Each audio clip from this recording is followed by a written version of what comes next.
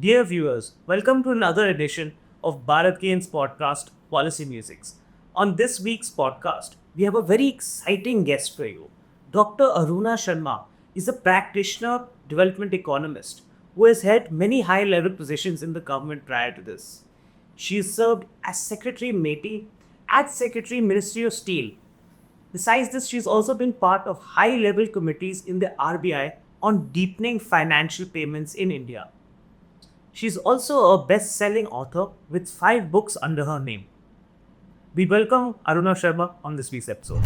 Hi, ma'am. Good afternoon. Thank you so much for joining us on this week's episode of Policy Musings. It's a true honor to have you with us. And, before we get into tech regulation and online gaming and cryptocurrencies, I think it'd be really valuable for our viewers to understand where you're coming from, your extensive experience, and, why what you see matters. See, actually, my experience started with the using databases and the IT quite early when I was working on the convergence concept because I found there are many schemes of the government which work on a common objective but handled by different departments. So it's like duplicating the efforts. So while converging that, of course, I was handling with data but didn't have tools to work upon it. And then I was involved in bringing the first direct benefit transfer in the country, where we started off with Manrega scheme in 2012 and then connected it with every account of the banks which were digitized. And surprisingly, you will be amazed to know at that time, post offices and cooperative bank were not digitized. Oh. And three-fourths of the accounts were there. So there was a bridge software where we agreed to do T plus 20. Yeah. So it'll take 20 days to reach on their account and then cycle is built up. But that triggered for Government of India to start working on thinking about digitization of the post offices. And that has now completely happened. And the second thing was the state governments used the lead bank to digitize the cooperative banks of their state. So that was triggering action, so which was very good. And this was transformative because from Treasury, it helped the wage and means management because otherwise the money used to be parked in various banks. So that is what I was involved. And then I triggered into converging entire database of the state government household-wise. So we came up with Samagra, which is now there in 8 states where you have a household-wise databases. And every department work on their vertical columns. So whatever benefits are going or whatever socioeconomic status of the family is, you are able to get from the same database. So because databases developed in government at different timings and different softwares, they were not talking to each other. So this happened. And There's then like a lank of syncing. absolutely. So, and they were all working in silos. You're absolutely right. And that is what I was involved into. And in that, we realized that, how frauds were taking place. The biggest fraud was happening in the scholarships. And we could correct it, and it brought in a huge saving. A child in connivance with some of the private colleges for getting admissions into multiple colleges and claiming scholarships from multiple colleges. So you were doing what Elon Musk is doing today back in 2012. I think so. I think, well, of course not. But then it made a lot of difference. And when I came here as Secretary Information Technology, at that time in February, I was posted here, and no scholarships were distributed because they were having serious problems. So we just transported the software from there to here of Samagra. And here, of course, we had UGC and others also.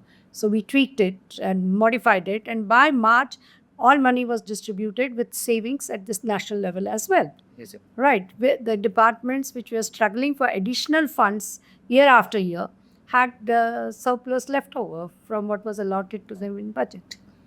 But then, having said that, that's on the data handling background I had. It did needed to use these tools for a betterment and reach of the government, one. And second thing is the way we operate. So like today, I think we must take pride that India is one country where G2C and C2G, zero cash. Absolutely zero. Government doesn't pay anybody in cash today. Okay. Yeah. When There's does this no stop? cash. Okay. This started from 12 when Okay. Treasury came into control. So first it was the state treasury linked, then center's treasury linked to that. So by 13, 14, we have linked the central treasury. Then department by department started hooking to that.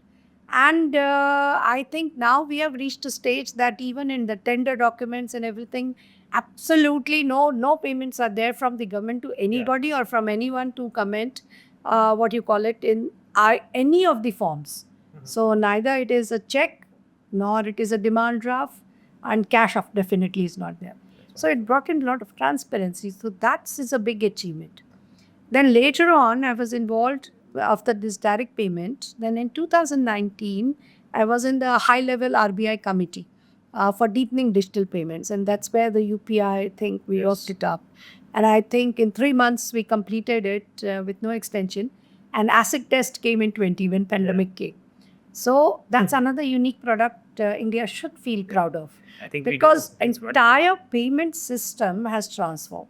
Of course, I have some quarrels even now. I can say it at this point. It's okay with you? Yeah, of course. Yeah. Please. So my quarrel is that bringing digital payment, which is growing in geometric proportion today, what you are having in this is saving to the RBI because you don't have to print notes, saving to the banks because there is no footfall, saving again to the RBI not to carry cash and provide security and everything.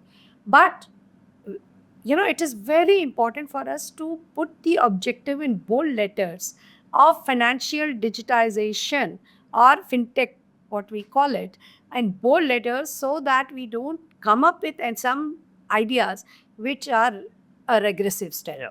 So now they are talking about putting a commission on the RTGS, a commission on NIFT, and a talk about a commission on UPI. So in the sense, you have made a huge saving.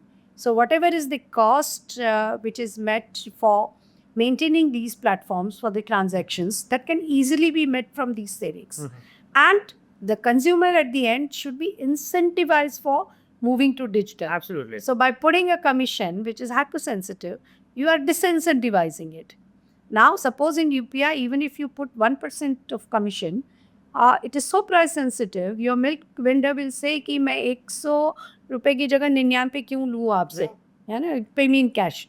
So for him to switch over to cash will make a difference. And we see that with credit cards already in the country. A lot of places they charge you extra if you use a credit card. Absolutely. So it does happen. Yes. So all digital payments where the bank saving is not just the footfall.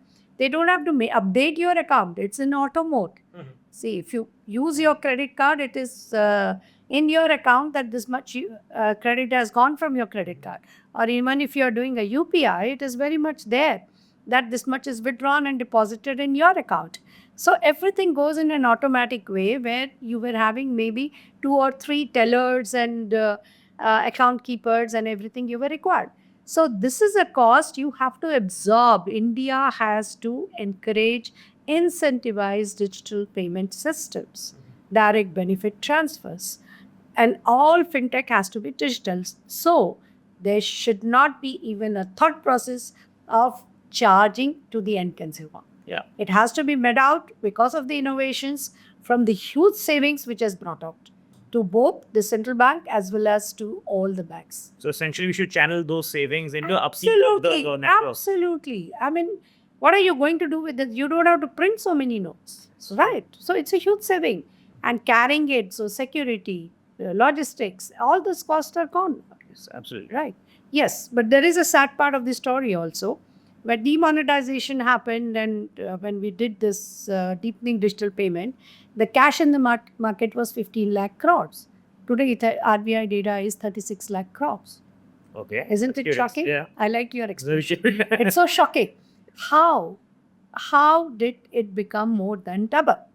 That is something we have to introspect. True. So it is because somebody wants to avoid GST, somebody taxation. Yeah. Nothing more. So we have to have a relook into a parallel thing, which is complementary to your digital growth, is to have a relook into your taxation system. There also you should incentivize if you are going all digital. Maybe 2% tax relief or 3% tax relief.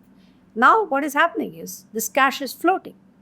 And if you go to the market, you'll find it is either indirect tax or a direct tax which they want to hide. Yeah. So if you bring down those slabs, definitely it's going to make a difference. Yes. So that was my exposure to the IT sector, or maybe I was involved into it. So I'm quite proud of it to bring in those transformation or being a part of that story. Absolutely, ma'am. I think these are very significant developments that happened while you were in the Yes. government. It required lots of nut bolts to be tied and a lot of firm dealings, I must say. And so, ma'am, a lot of people who are in the bureaucracy, when they retire, they kind of sail into the sunset, kind of enjoy their retirement. But I mean, I'm sure you've been enjoying your retirement, but you've also stayed involved in the policy space very heavily. And one of the spaces that you've spoken about quite extensively in terms of potential and in terms of regulation has been online gaming. And it also has a link to, what we were talking about in terms of digital payments. I mean, had UPI not been there, perhaps this Yeah. industry wouldn't have grown as much as we have seen it grow. Wait. But while it's grown a lot, there have been certain hurdles that the industry has highlighted, that you highlighted as well. We've had the industry regulated under the IT Act since I think 2023 was when the amendment came in. Yeah. But I've heard a lot of people from the industry complain that there hasn't been any movement since. So can you kind of audience first of all explain what the industry's problems are, and also what a game of skill is and what a game of chances, because I think that's very important to this conversation. You are absolutely right. See, you have to understand the like post-retirement. Definitely, I've decided not to do anything 9 to 9. But some issues of concern where I think I can contribute, definitely I'm involved into it. Not sort of entering and becoming a part of the government policy making, but being a voice of the stakeholders. That's the role which I think I should play now. So in that becoming a voice, see, you have to understand the gaming, the policymakers initially thought it to be a sim. They associated with, like I used to always tell these youngsters, ki you will have to give that concession because the people who are sitting for making the policy come from a generation of Devanand and Amitabh Bachchan, gambling and taking out the 3 cars.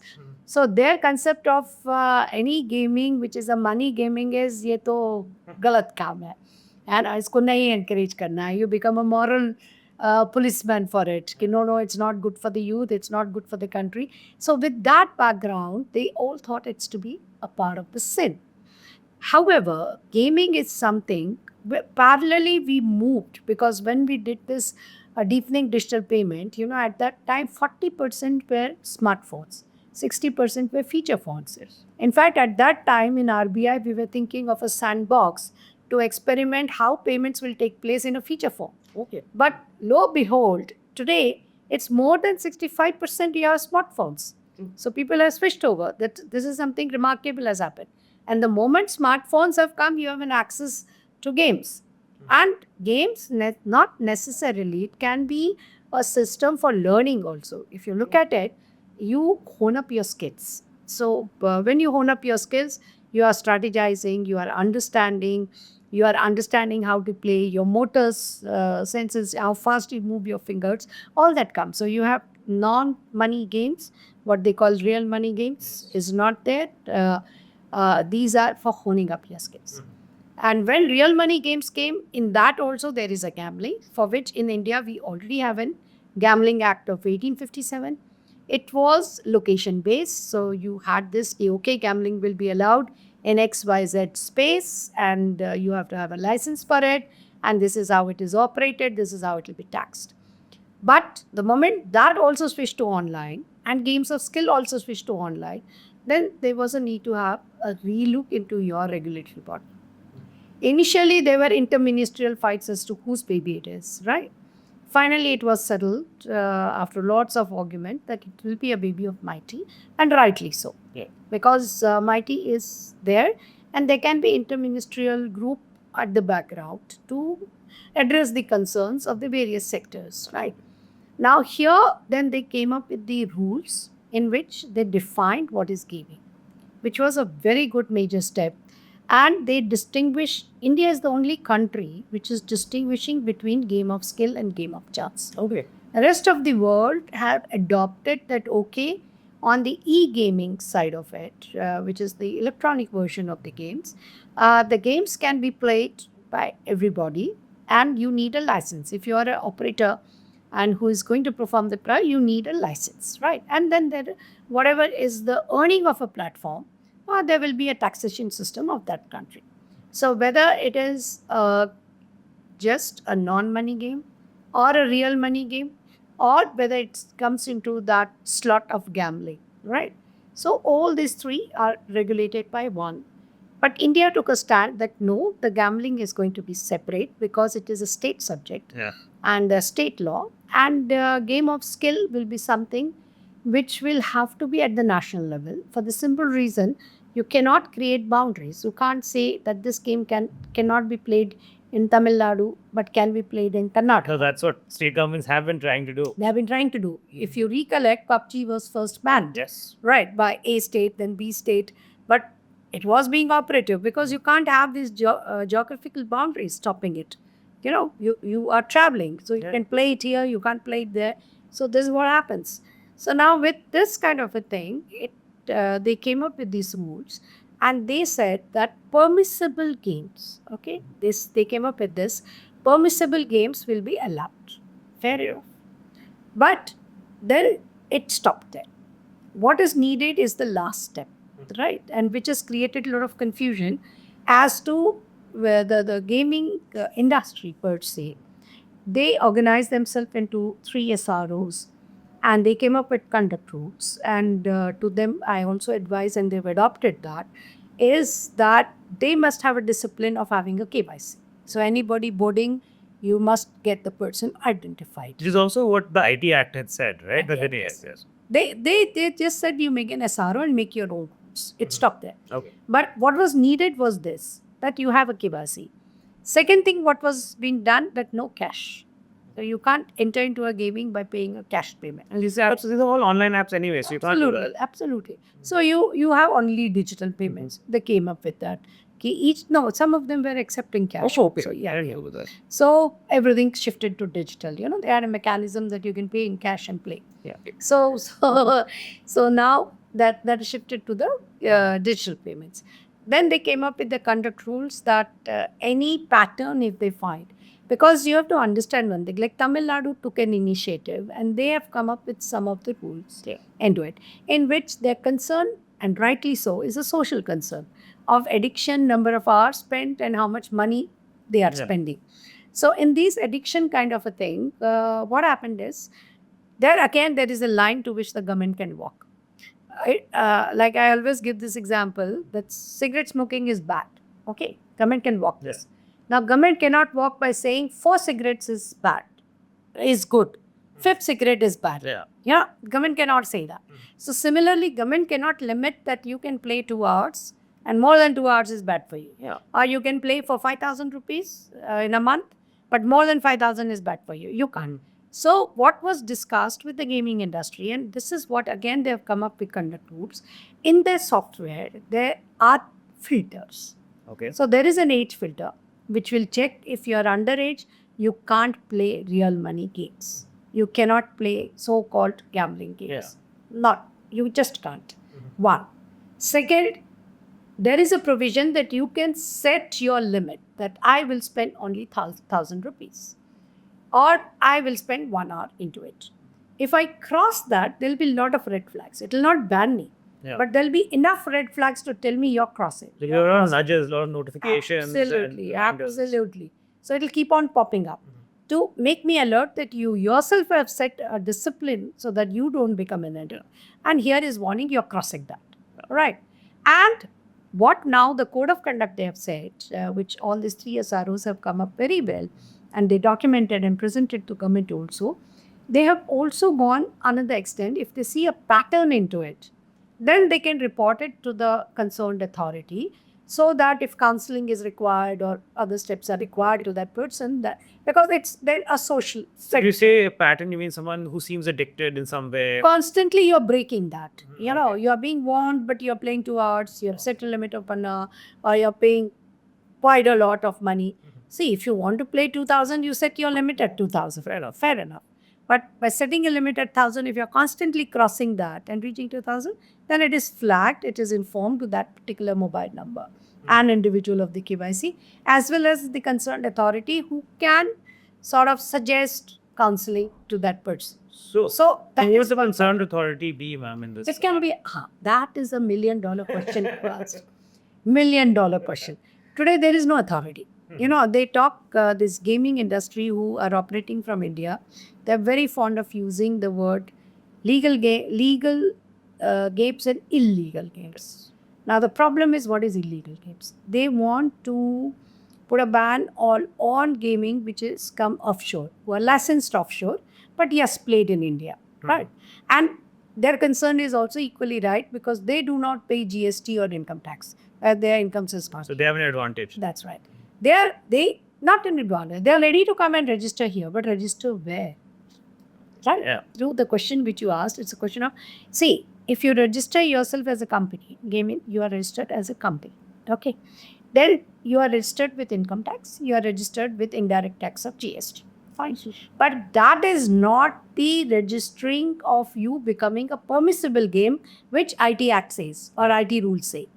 There has to be an authority which, using the publicly available parameters, will say that yes, you are permissible game and I give you a license. Right? Or if you don't behave yourself, I cancel your license. So that authority is missing.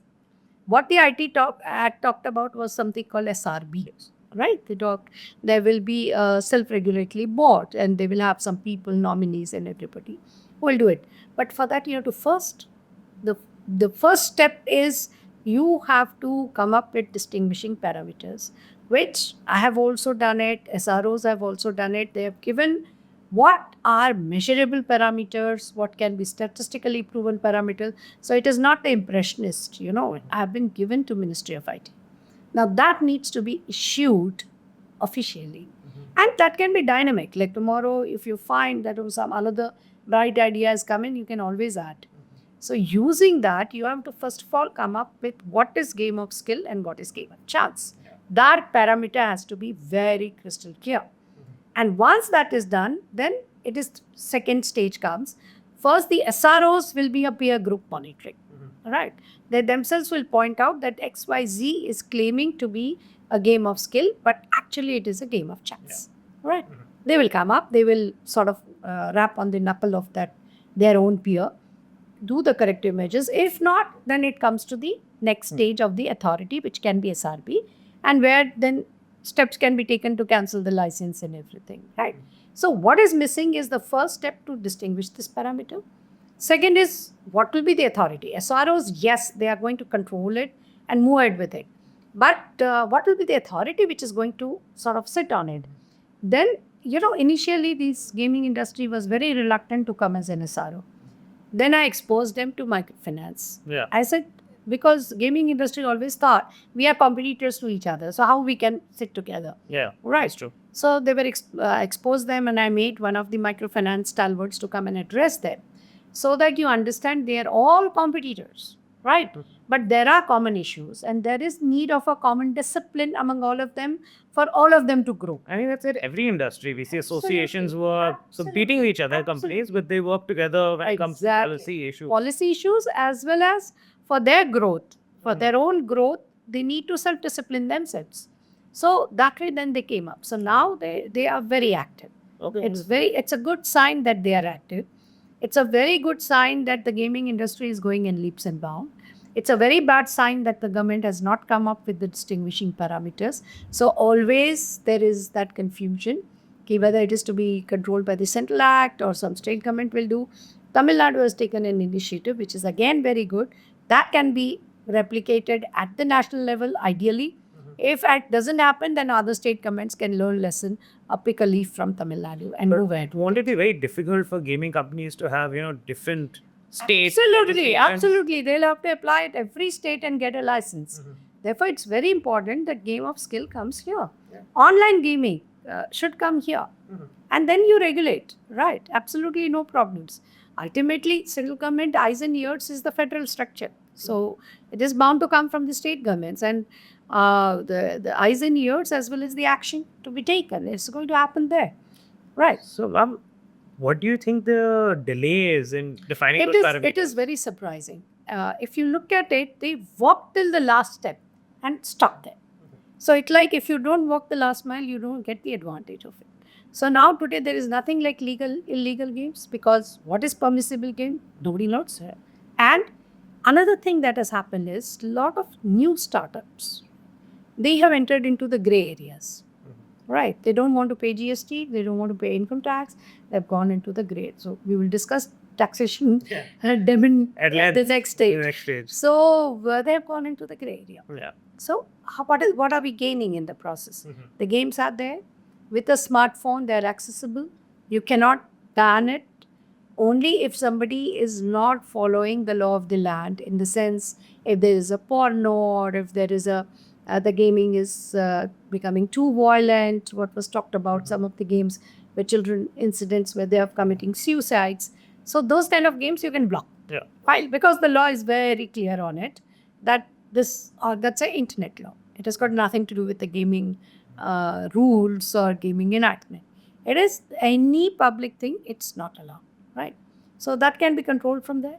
But in gaming, all international players, if you have this platform for them to register, your revenue will go up because they'll pay the tax, right? And people have anywhere, they are playing all the games. If you look at it, they're playing all the games. And if you look at it, more and more games are coming. Another thing which has come in the code, I forgot to mention, is, which the SROs have done it, was the advertisement code. You must have seen there were advertisements. मैंने rummy खेला और ये देखो अच्छे car मैंने खरीदी. Yes. And you know, all the sports matches and all. That kind of a thing. So which is very wrong. Now gaming is not the income source, right? Yeah. There should be no impression by gaming it is your source of income. Not at all. It is to hone up your skills. It is to learn. It is something like while you are entertaining yourself, you're learning in the process. So if you're playing for the cricket or for any other game, you know the rules, you understand, you create your fantasy games. If you look, you create your own teams, and then you follow your team leader. So you gather that knowledge. If I can find not a very good but equally bad or a reasonably good corollary, when my son was young, they used to have those WWF cards. Yes. Right. Yes. So how much is the bicep and how much is this and how much is that kind of a thing. Yeah, I played them as well all the time. Absolutely. Yeah. You must be in that age group. And then sort of follow it up. And then they used to watch those WWF, which was all enacted thing. Like my generation used to wonder, isme kya hai, kyun dekhte hain log. So it's exactly the same. You hone up the knowledge, you hone up the skills, and the group games, you strategize. When two teams are playing, there are team games.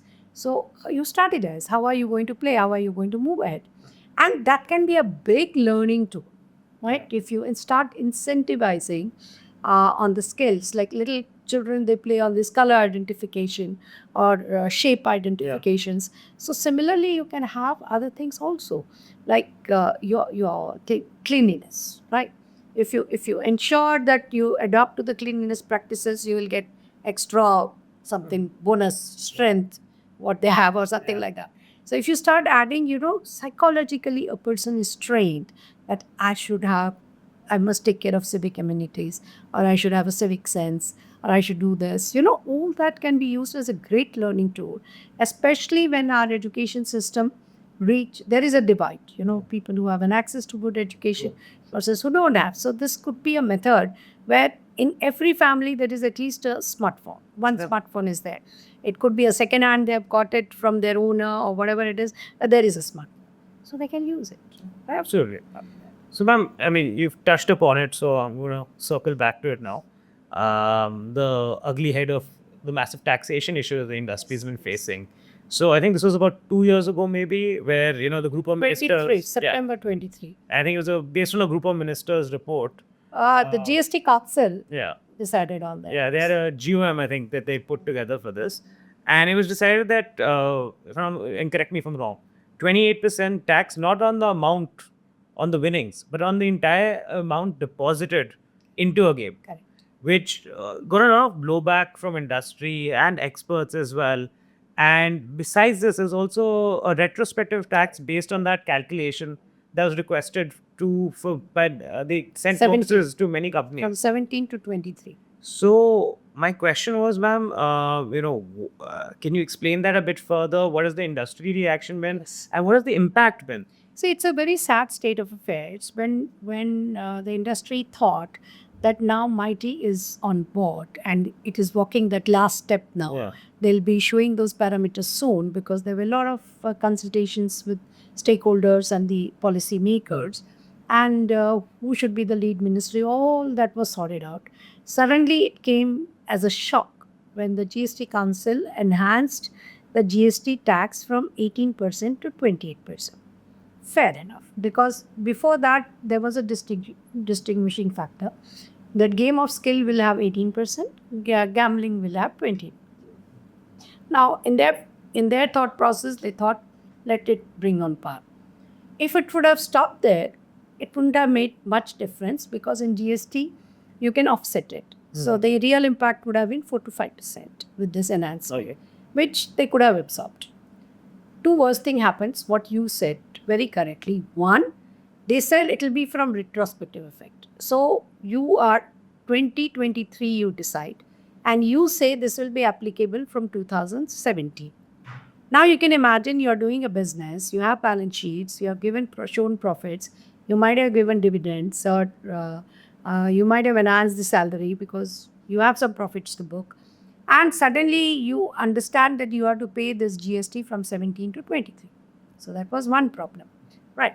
The second problem was it is not the income or the revenue which the platform or developer is earning. They put all money on table. So the betting money, the rule is direct tax. So if everybody puts 100 rupees and you are a winner for 500 rupees, then you get 500. That is only a conduit where it collects from all of us and give you 500 with 30% income TDS. Yeah. Right. So there is a direct tax deduction already built in. Okay. Now they say this is a service. So on this 500, there will be a GST which the platform has to pay. Now from where do you pay? So the notices were issued retrospective from 17 to 23, and in calculation all this money was pulled together. Whatever flow was there through their accounts, right? Okay. And that notices were issued, which was much, much bigger as a taxation requirement than what they avoid. Yeah. So they went into a shock. The resultant was they all ran to Sikkim, where gambling is legalized, got stay order, then went to Supreme Court. Then there were a number of cases across the country. All cases were merged together. And then there is a stay. So there is no immediate injury. Okay. But there is a potential for injury. Mhm. And in Supreme Court also, the date is going on, getting postponed and postponed and postponed. Great hope is there always that, okay, this will get settled once and for all, these issues, but nothing is happening.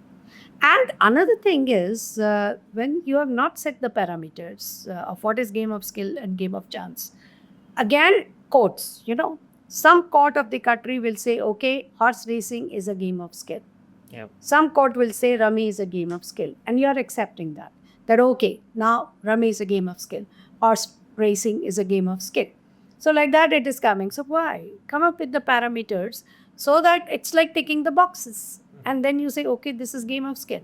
Now every type of game is going to the court, and poker is a game of skill. Yeah. Right? So these major games which are there. So this is what is happening. So you have to rush to the court, and court is coming up with a decision, this is a game of skill. So you have to, and one thing is GST realized this problem, and they said, okay, corrections can be done. For that, they brought in an amendment where they empowered the state government and central government to do away with retrospective tax. Okay? Okay. But after that amendment, no action till date. None of the state, neither the center, who are empowered with this amendment, section 11, nothing has happened. And that's also nearly a year back. Okay. So Right. the ball is basically in the government's court now. See, it's very clear. The Supreme Court will say, okay, no retrospective tax, but you have an enabler now with you. Why do you want Supreme Court to tell you? You have an enabler, you take a decision. There'll be no retrospective. And second is, you have to decide on what to tax the GST. That's 100% the government's prerogative. That, okay, this is treated as a, because gaming is not goods. Definitely it's not goods. Yeah. It's services. So you define into that, okay, this comes under service and this will be taxed. GST will apply. Not the money on the table, not the conduit. Because the conduit is neither goods nor service. True. It's just a conduit. So it doesn't anyway fit into that definition.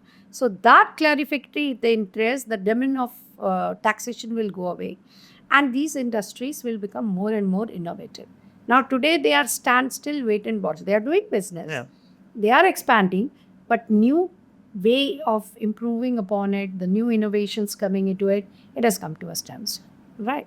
And it is very important for government to understand. We talk about innovations in the information technology. See, when Infosys and TCS were there, I used to always tell them, you enabled Indians to answer a question most beautifully. But framing a question, we missed out. It is a Google who frames a question, a Microsoft who frames a question, and we answer. Very true. We give the best of the answer available in the world because of multitasking. So even if sitting in India, what we are doing is a body shopping in a crude way, if I put it. Not just the BPO kind, even this is about body shopping. So it is very, very important as to how you handle this. So, the money is the front for more and more innovations into this technology. So when you talk of IT technology, you can't say IT technology per se innovation. There has to be use cases which is going to give the money a flow. And gaming is a flow from where the money will come. And that technology is to be used for the other things because lots of innovations will come. Now here itself, you just see, those animations are there. Then there is a program by which you create stoppages. There is a program of how you go about it. Then there is an end story, or there could be multiplayers playing at the same time. So you just see how much of technology is getting into it, right? Just sitting into it. Yes. And easily available on your mobile, right? And all payments being digital, what I said before. So this is all now reaching everywhere.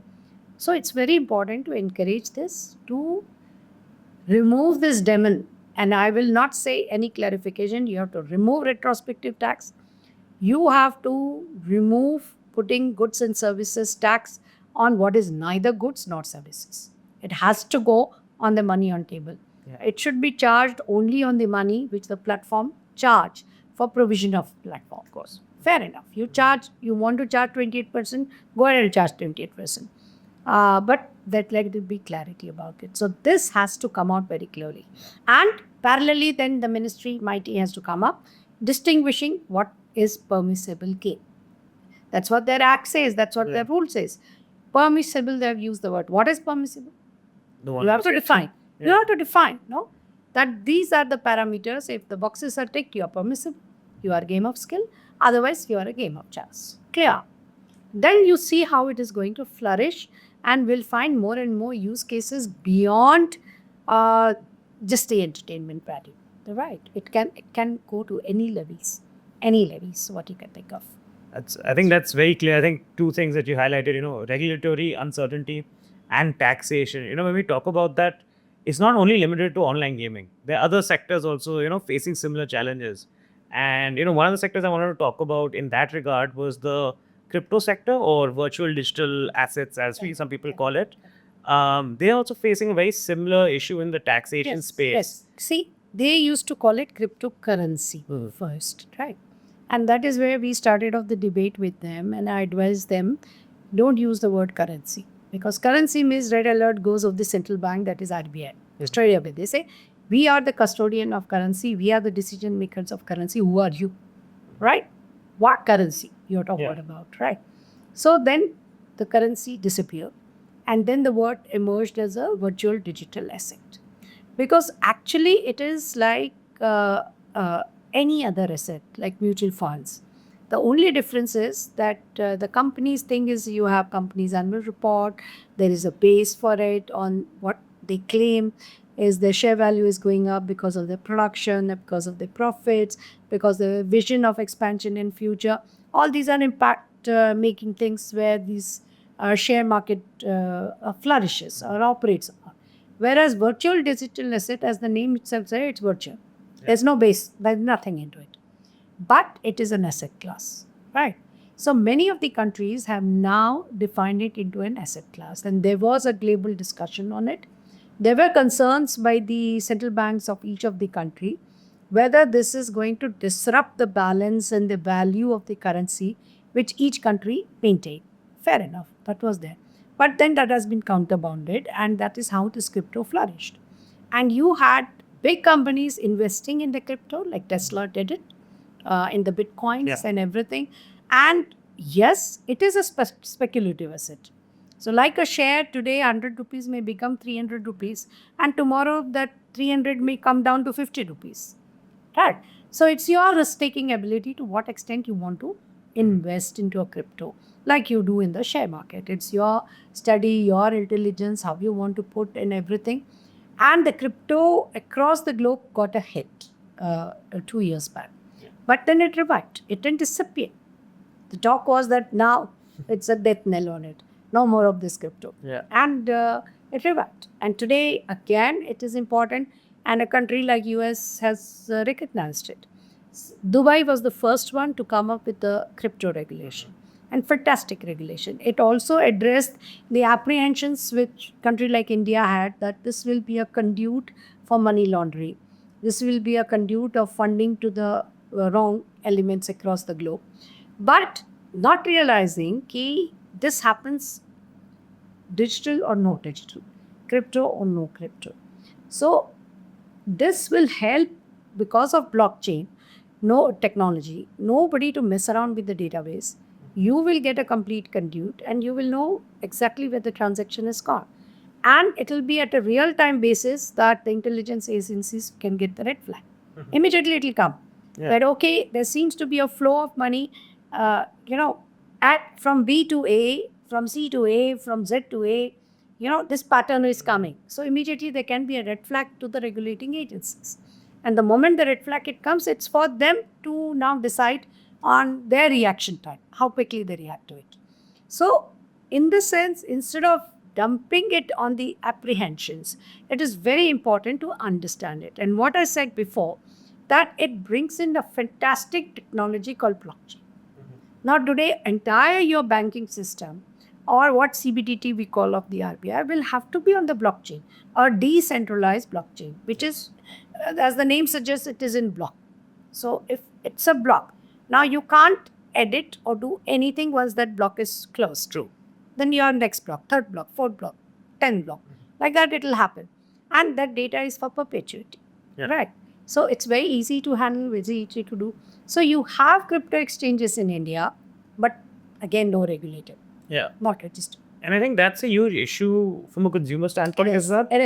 I wrote an article recently about, there was a cyber security issue with the WazirX. Yes, I actually had some things in that. So I understand it completely. That's right. So there was it. In fact, I wrote the article from the perspective of governance in the business sector. What did they do? They recognized this attack was there, but they took the onus that we will refund the fund, and they started refunding. They took that the strike on their company's profit and decided to go ahead and pay off. Right, and this is what has happened continuously. So this is important as a regulator to bring these governance models. That okay, if there is a hit because of any incident, then what is the protection you are going to do to the consumer? So right now consumers have no protection from the government side. Nothing. It is the WazirX itself on its suo moto. They decided because it's a big thing and they have a brand reputation, and they realize it was not because of any hanky-panky in WazirX or with the consumers. The problem was the security system failed. And they had that cyber attack. So they took the onus, which they thought is important for them to provide a security, a tight security system to take that beating and sort of pay off. And they have started paying off. I don't know whether you have got it or not. Not yet. I think they're still finalizing the terms. That's right. They have regular updates though that they They're share getting with applause, us. yes. Because, and now they are reorganizing their company in a different way. So, which becomes more answerable, more governed with better practices. Yeah. So, that is the way we have to take it instead of doing, and like crypto, if you remember, RBI first it said ban. Hmm. And it was Supreme Court, it said, no, there cannot be a ban. Yeah. So, now today it is operating, it is not legal, it's not illegal, but Yeah. there's no regulation. But No. also the tax, I mean, we're taxing it, but we're not Taxing is there. regulating it. Taxing is which there. is interesting. And, I think. There are 1% TDS and Yes. 10% TDS and all that thing is a but being those IT wizards which Yeah. was operating this thing, and something I must share with you. What amazed me was in this crypto and gaming world, it is the chartered accountants who have entered in a big way. Really? Yeah. I was really surprised when you talk, you go and ask their background.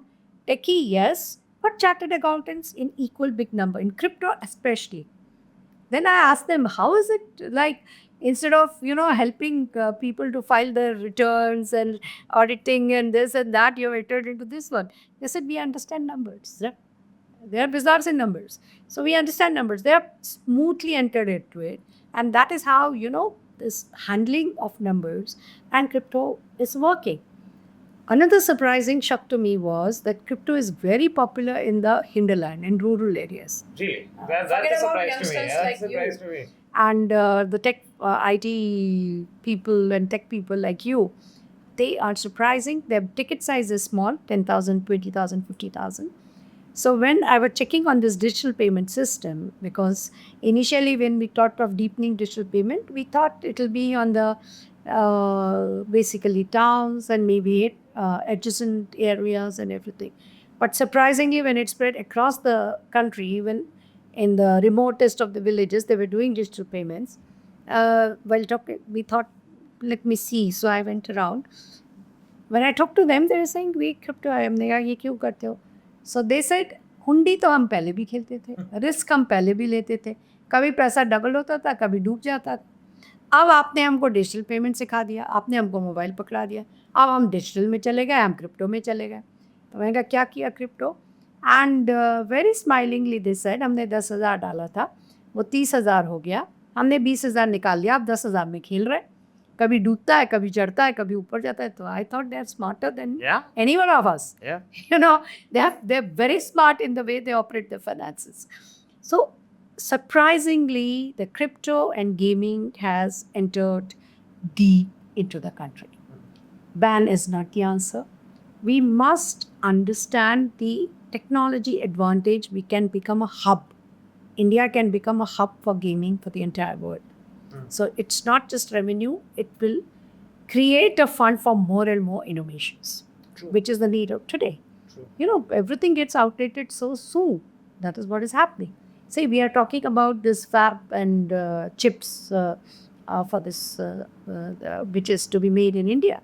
We are 15 generation behind what we are thinking of investing. It's so quick, and the developed world is going for it. And that is where the money and control is going to be tomorrow. It's not the geographical annexation on what happens. It is going to be how robust your technical system is, and that is how they'll go. So, ma'am, in the virtual digital asset space, are you seeing any movement from the government? I think it is standstill. Oh, it's time. Frozen. Has the geopolitics of it, like the US going into it, not? I don't stopped see anything any yet? movement because, the RBI is very clear not in favor of crypto. Okay. And the government is not going to say, okay, we listen to RBI and ban it. So Okay. it stands there. So it's just, business as usual for now. As usual, I'll not say. It is like, okay, it is there. Let's see how it evolves. What happens? Is it also waiting and watching what the US does and what other? It doesn't big- matter. Each country is to decide for themselves, Fair enough. You can't watch what US is doing. Dubai took the lead and they came up with the regulations. So you had everybody with their laptop and braids shifting from here to Dubai. Singapore had a very clear-cut things on there. You had people shifting to Singapore. Yes. This is what will happen. So India becoming a hub will be a dream. We also see brain drain happening. Yes, happened. Oh, happened. Like if you look at the exchanges, each of them have a branch either in Singapore or Hong Kong or Dubai, which is not very far off, and that will become a hub. Why do you think Dubai has come up with this? Because they want these intelligent brains to come here, operate, innovate, and then tomorrow come with the products which will be much more next level kind of a thing. It doesn't stop that, okay, I give a license to Kaylee. Yeah. It's a next level which will come with it. And I think taxes in Dubai are much See, friendlier as when well. we were working on direct benefit transfer, nobody could think about it. That we can manage it with all this kind of a mixture which we have, remote areas, educated people, uneducated people, everybody lapped it up so fast. Indian, I'm convinced, Indian has got a great technical brain. Yeah. Padha likha ho, bina padha likha, irrespective of that. If they find sense into it, they'll adopt it immediately. They have great technical absorption. So Speaking of adoption, ma'am, and speaking of, our innovative minds as Indians, one thing that's been in the news, of course, very prevalently has been artificial intelligence, right? Everything is, AI now. Any startup has to be AI. It's what everyone's talking about. Everyone has ChatGPT on their phones. And we've actually seen, at least to my mind and to, you of course will have a better understanding. But I've seen, the government show a lot more enthusiasm for artificial intelligence as a space than it has perhaps for, industries like online gaming or cryptocurrencies. So have you seen that?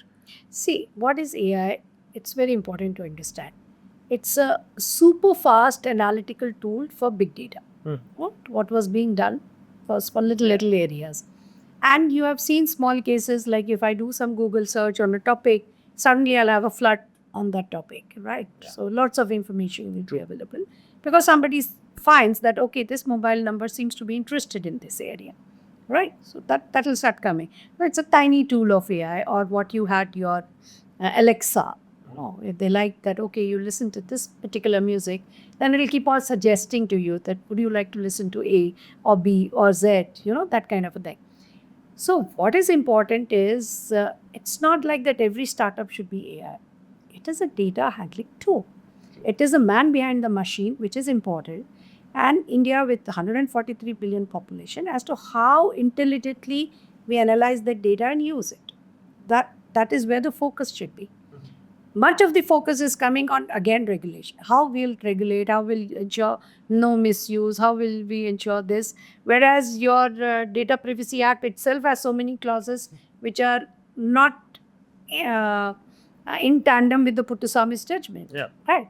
So in the sense, that is very important. But with AI coming in India, where the thought process has to be, and we all should feel concerned about it, that India demographic dividend has come at a very wrong time. Wrong time in the sense where manufacturing is moving to automation and software part of it, that's your daily use cases, is completely shifting into your the software technological things. Now AI, like you mentioned about ChatGPT. Yeah. Now think about it, in coming 2-3 years, what kind of jobs will become redundant in the market? So the focus has to be is how do we create alternate jobs? Yeah. We have to create 8 crores of jobs per annum if we don't want this demographic dividend to become a liability. Sure. Right. So the whole entire focus has to be that now this is inevitable. This is going to come. All right. You cannot stop it. Regulation or no regulation, like you have seen in case of crypto as well as gaming. So it is going to spread everywhere. Today you may have somebody like stenographers have gone. When you used to give a dictation Yes. and they will type and bring it to you. Now the whole generation does it yourself. I do it myself. Yeah. We all have AI tools now. Lou. That's true. And now, next grade, you have AI tools, right? Like yesterday, my nephew, who is working in this this smart chip, abroad, in a very big company, at the very high level kind of a thing. So he was telling, he said, what I could have prepared, the ChatGPT prepared a much relevant document, well analyzed, which I had to just sit and edit it. So to make sense, but it created a very good document analyzing whatever was had a digital footprint across the globe. It used everything there and brought out something which made sense. And it all depends on how well I frame my query. Yeah. So if you are able to frame your query, you will get a brilliant answer from there, right? So you're leading there. So the concern has to be how we are going to handle our demographic demand, how we are going to create, and therefore MSMEs are important, which is the hardware part of it. Therefore, MSMEs of software are important, and therefore giving them a conducive atmosphere is important. I may sound more a critique, but then, sometimes what we do is we take 2 steps ahead and 3 steps back, like I mentioned to you, of charging digital payment commission. Similarly, if you see venture where the angel funds came, if you recollect on startups, Yeah. suddenly, one of the wing of the government issued them income tax notice saying that angel fund is your income. Okay. Angel Is that the angel tax? Are you talking about Yes. angel tax? Yes. Mhm. So angel fund is not your income. Mhm. How do you put a tax on that? You are saying, okay, you invested, suppose 50 lakhs of rupees, thinking my product tomorrow will give you double, triple, 10 times the income. So you are taking that risk, but you have given me money to put on a research. And I have to work on that research and work out and come up with a product which will give you best of the returns. That's the idea behind the angel fund. Now, if you issue a tax on 50 lakhs of rupees, 30% tax निकाल दिया तो क्या research करेगा? क्या करेगा? True. It took 2 years to withdraw. Yeah. Similarly, another 2 years lost, IITs, right? IITs do one research on their own. And a good thing has started over last 1.5 decades is the industry is putting the money in IITs to do a research. That, okay, I have a problem. Now can your team sit on it and give me a solution and fund it by them? So you have best of the student brains, best of the professor brains who work upon it. Now, suddenly the GST issued the notice. They said, okay, what is IIT research fund is fair enough. It's not a service. But the research question asked by a private industry which funded it, the IIT is providing a service to it, therefore it is subject to GST. Okay, that's interesting. Yeah. And this was just last 1.5 years back. Hence, last financial. Okay.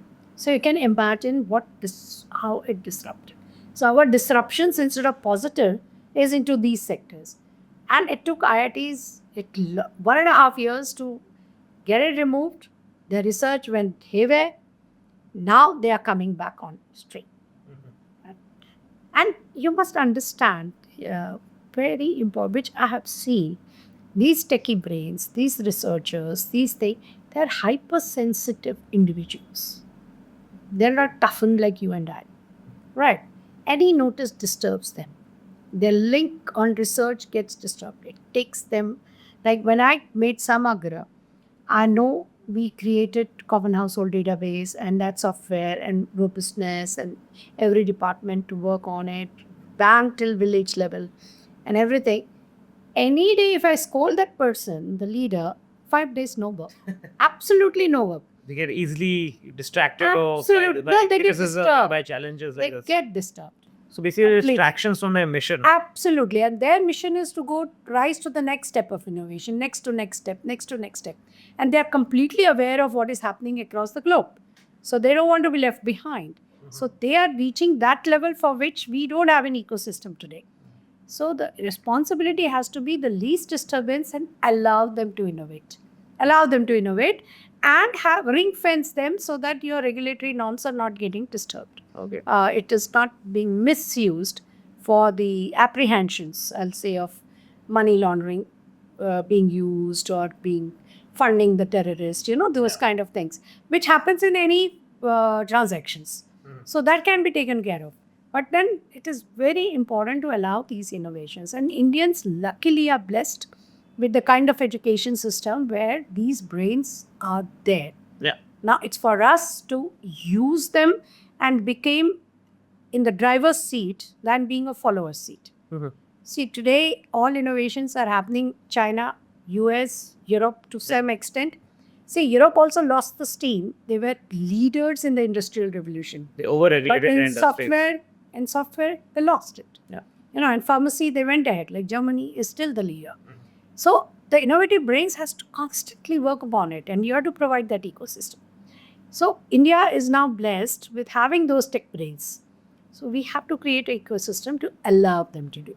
And I think that's especially important because, a lot of countries are, trying to quote our talent. Absolutely. And They're taking, see, what is US doing? They're getting the best talent across the globe and doing it. They're giving them that ecosystem to develop. So they are now developing, like I said, we are 15 generations back. Yeah. So they are now thinking of that. So you have to allow that thing. They pay them well, they look after them well, and do it. So these techie brains are always welcome in any country. Yeah. They will never have this visa problem, this problem, that problem. Engineers are always welcome. And always, they have a red carpet for them. Yes. It's like that. Very true. And our education system provided them that skills. We were able to give them that skills. Yes. So that is our USP. So now, whether we give that ecosystem for that skills to innovate and work upon it, so we have to create we don't have to give them jerks. Let them move. At the background, we can keep on correcting it. What apprehensions are there or what regulatory measures have to be done, but not disturb their thought process and use those technology to become the world leaders. That makes sense. Absolutely no doubt about it. So, ma'am, I mean, the way I understand it, we're at the cusp of huge opportunity in this country. We have the talent, we have the market opportunity.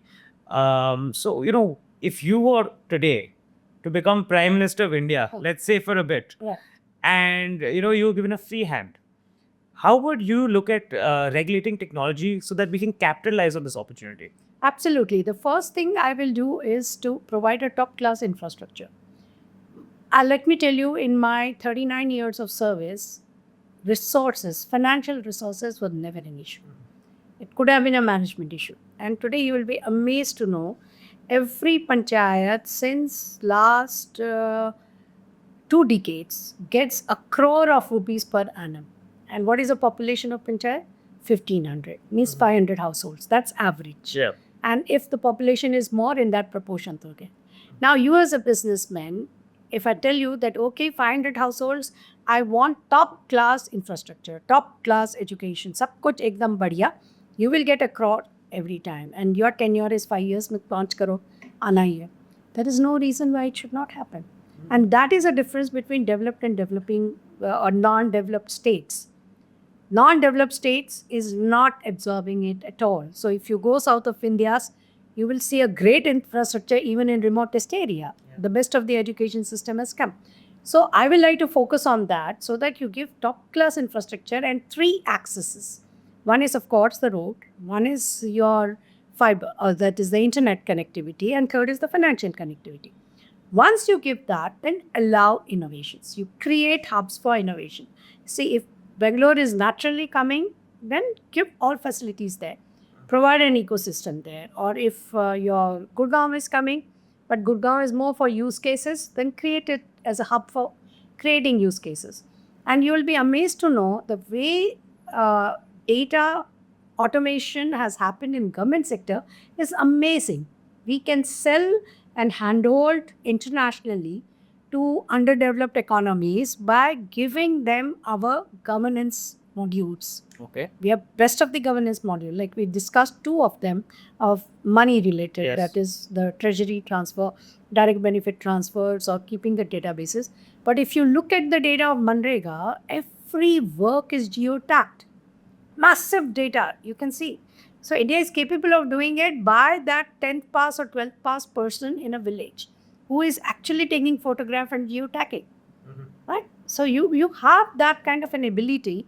So we can give this use cases of better governance, of mapping your financial institutions or fintech transactions, what we are doing.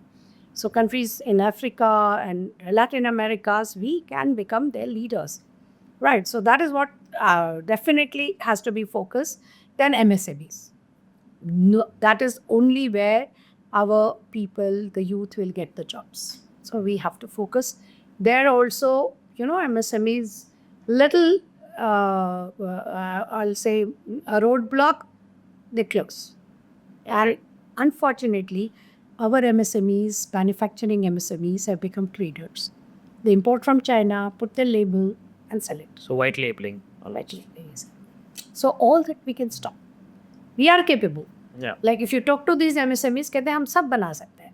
ऐसा कुछ नहीं हम नहीं बना सिर्फ हमें तंग नहीं करो. Because then they make it, then the local municipal will say no truck traffic in tea time. Stuck.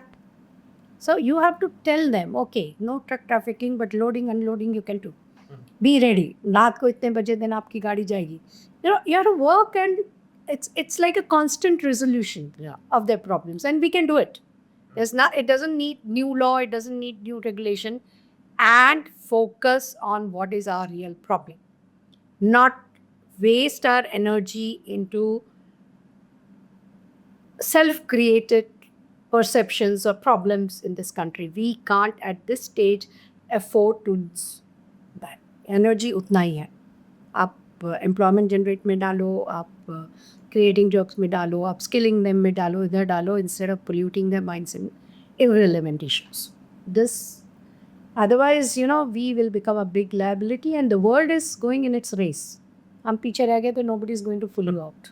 That's true. Who cares, right? That is very true. And I think, those are very sobering thoughts to take home for everyone. And thank you so much for, sharing your Yeah, insights and knowledge with us. I'm an optimistic person that India has a great future. Yeah. I always say, only play your cards, man. That's actually the best note to leave on. So thank you so much for being on the podcast, ma'am. And thank you to our viewers for tuning in. Stay tuned for more such episodes at Bharat Gil.